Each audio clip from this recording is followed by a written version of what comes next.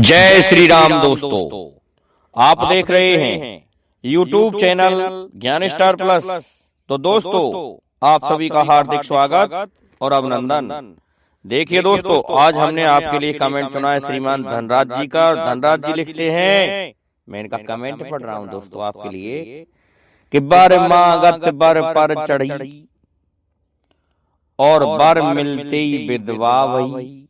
दोस्तों, बड़ा सुंदर सा कमेंट है। तो चलो आज हम इसका ही उत्तर देते हैं। इससे पहले जो लोग हमारे चैनल पर नए हैं भैया जियो, वो भाई साहब हमारे चैनल को सब्सक्राइब जरूर कर दें, ये मेरा निवेदन है। तो देखिए आते हैं मेन पॉइंट पर कि बर मांगत बर पर चढ़ी। ये कहां की बात है? आपने सुना होगा कि दुर्योधन पांडवों से ईर्ष्या करता था। उनमें से एक योद्धा ऐसा था जिसने 100 कौरव मार डाले थे, जिसका नाम भीम था। दोस्तों, भीमसेन से हमेशा ईर्ष्या करता था। होता क्या है कि एक दिन पांडवों ने सोचा कि हम कहीं जा रहे हैं। उस दिन भीम अकेला था और गुरु द्रोणाचार्य के यहाँ पर ट्रेनिंग चल रही थी कौरव पांडवों की। तो दुर्योधन के शिविर में भीम को बुलाया गया और कौरवों ने खीर बनाई थी। खाने में भीम बहुत माहिर था। तो भीम दोस्तों खाना खाता है तो संपूर्ण खीर को खा जाता है जिसमें जहर मिला हुआ था, और भीमसेन को उठा के गंगा जी में बहा दिया गया। इधर क्या होता है दोस्तों, राजा बाष्की की एक पुत्री थी जिसका नाम था एलमदे। आपको पता है कि ये वो हिंदुस्तान था कि हमारे हिंदुस्तान के लोगों की ससुराल उस समय अमेरिका में थी। अर्थात आपने सुना होगा कि पेंथालासा और पेंजिया नाम का एक महाद्वीप, ज्योग्राफी के अनुसार, भूगोल के अनुसार। तो दोस्तों उस समय कहीं नजदीक ही पड़ता था ये अमेरिका, जिसे हम पाताल कहते हैं।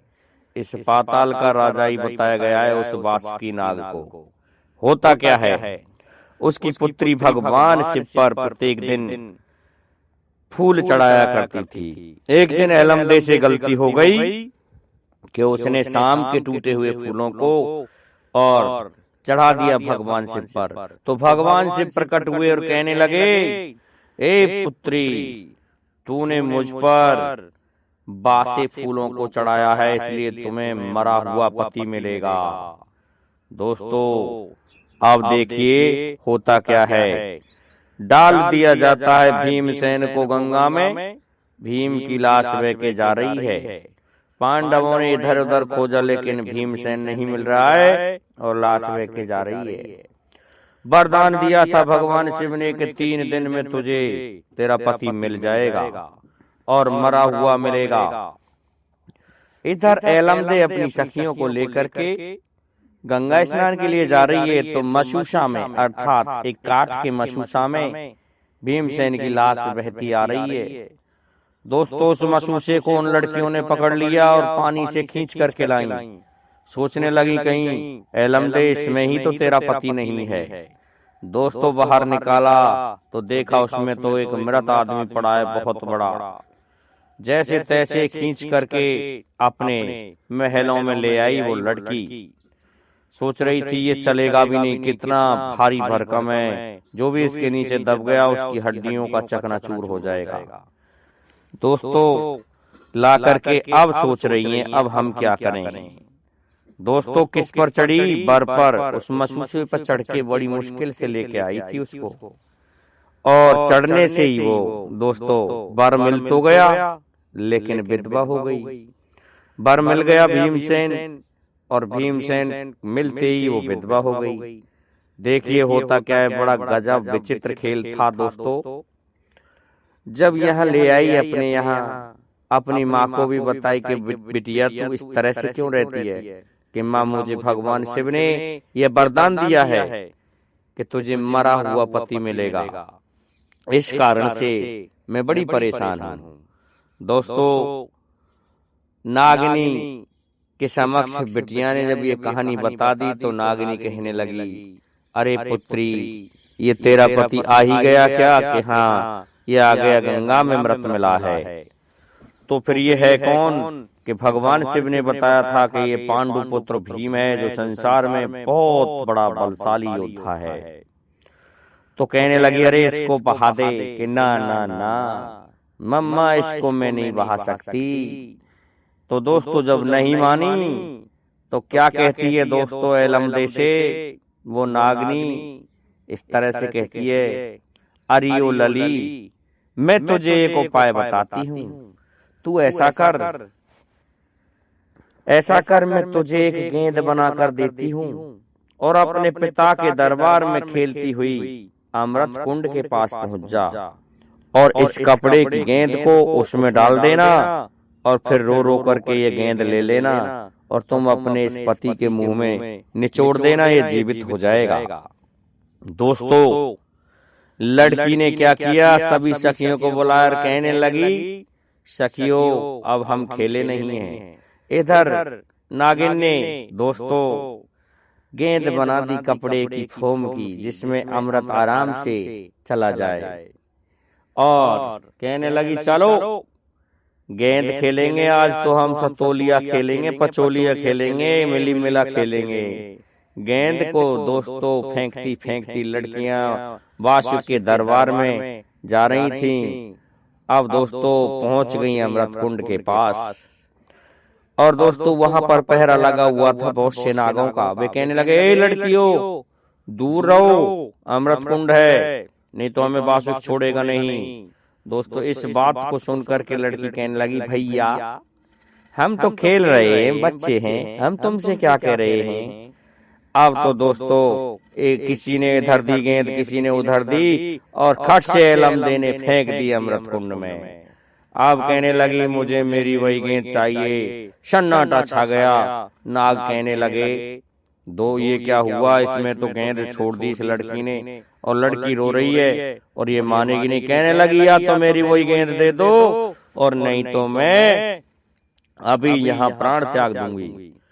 नाग सोचने लगे, यदि ये लड़की मर गई तो भी वासुकी नहीं छोड़ेगा और अमृत को से गेंद को निकाल के दें तो भी वासुकी नहीं छोड़ेगा, इसलिए बीच का रास्ता निकालो दोस्तों। अब बीच का रास्ता एक बुड्ढे नाग ने निकाला। अरे कोई बात नहीं, इस गेंद को निचोड़ दो और इसकी गेंद दे दो। दोस्तों खूब जोर से निचोड़ दिया गेंद को और गेंद वापस दे दी और गेंद के मिलते ही एलमदे भागी जाती है। दोस्तों कवियों ने बड़ी बड़ी छाप लगाई है इस जगह, जैसे कि बहुत से जो कवि हुए हैं, और वो उछलती कूदती खुशी मनाती खट से भाग करके महल में चली आती है, अपने कक्ष में पहुंच गई और दोनों हाथों से जोर से उस गेंद को निचोड़ा। उसमें से एक बूंद अमृत की टपक गई और अमृत के टपकते ही भीमसेन जीवित हो गया।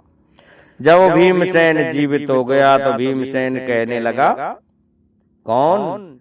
दोस्तों भाग के लड़की जाती है अपनी सिंगारदानी के पास में और सज धज के आती है।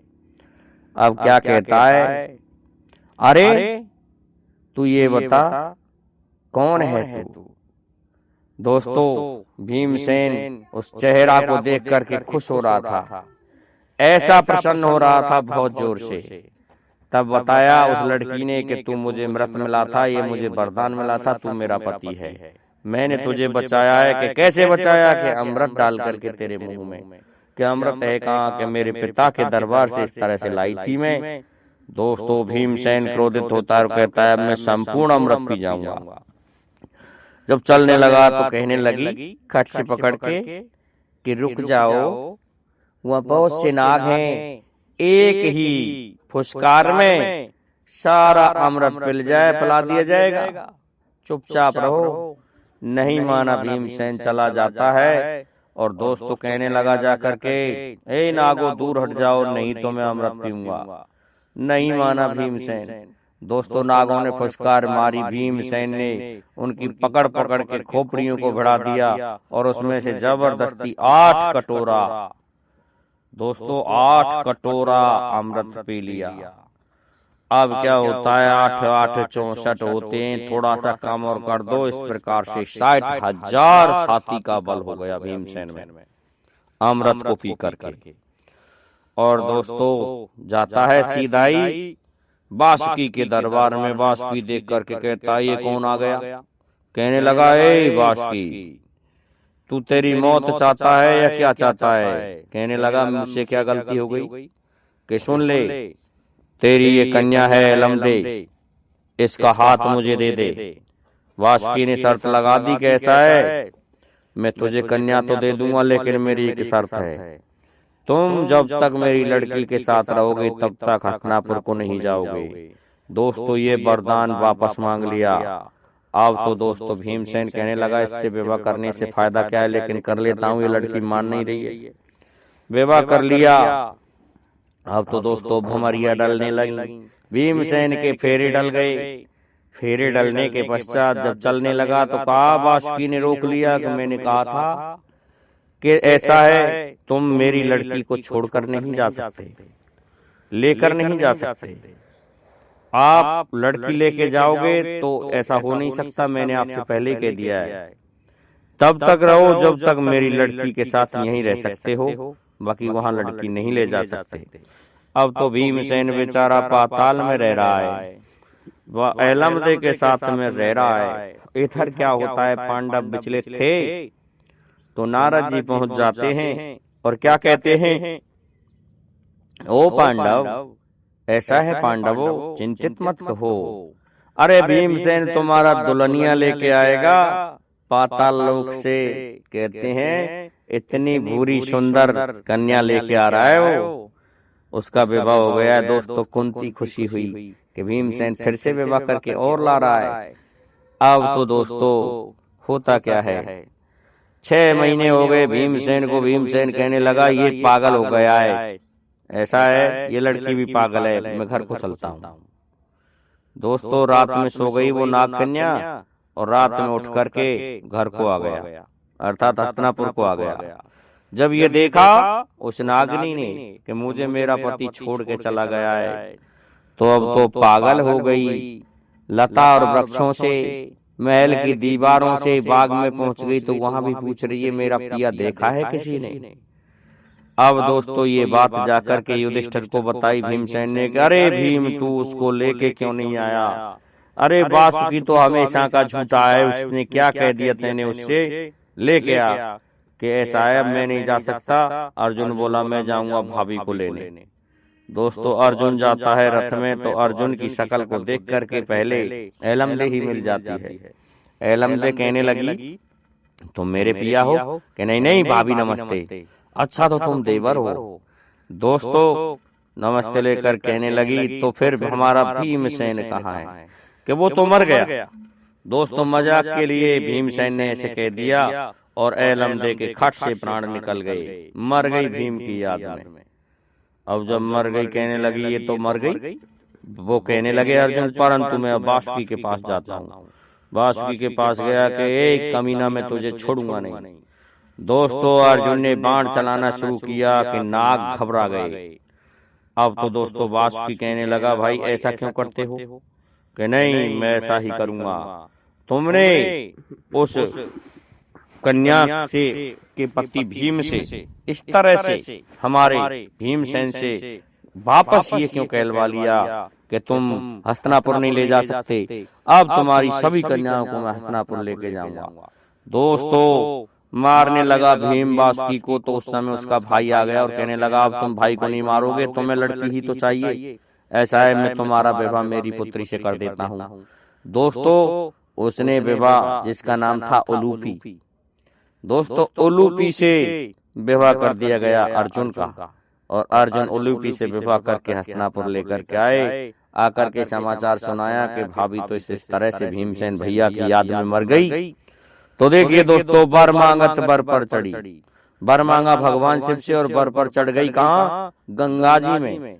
और दोस्तों वर मिलते ही विधवा भई। जैसे भीमसेन मिल गए तो वो विधवा हो गई। ये दोस्तों एलमदे की कथा है। मैं समझता हूँ आपकी समझ में हमारे प्रश्न का उत्तर आया होगा धनराज जी। और हमारे समस्त श्रोताओं से मेरा निवेदन है कि हमारे इस वीडियो को लाइक शेयर सब्सक्राइब करें, साथ ही बेल आइकन को भी प्रेस कर दें, जिससे कि आने वाले वीडियो का नोटिफिकेशन आपको मिलता रहे। दोस्तों, जय हिंद, जय भारत, जय जय श्री राधे, जय जय श्री राम।